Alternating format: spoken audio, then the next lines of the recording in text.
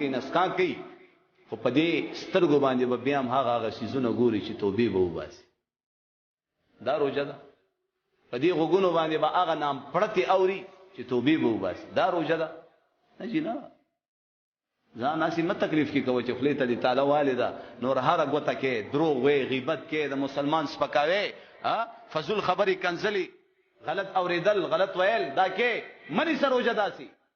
دې روژې نیولو ته هېڅ ضرورت نشته. وی بعضې روژه نیونکي داسې دي چې هغې ته د لوږې او د تندې نه بغیر هېڅ میلاو نشي. بعضې شپه روړونکي داسې دي چې هغې ته د شوګیري نه بغیر هېڅ میلاو نشي. راځه لږ دا ټایم پاسې به وکړو موبایل کې به لږه لډو ولګو 4 کسان به پکې کښېني کله یو چوک کې کله یو بیټک او بازار او اجره کې کتلې هم دي که نه هم دي کتلې. رسول الله مبارک با صلی الله علیه وسلم تسبیح هر څه به یو سیټ ته کړو.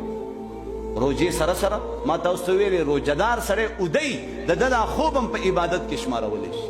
دا سالي د ده دا سام په تسبیح کې حسابولی شي. نو که نور څه نشي کولی روژه دې نیولې 5 وخته لمونځ کوه ورسره د قرآن تلاوت.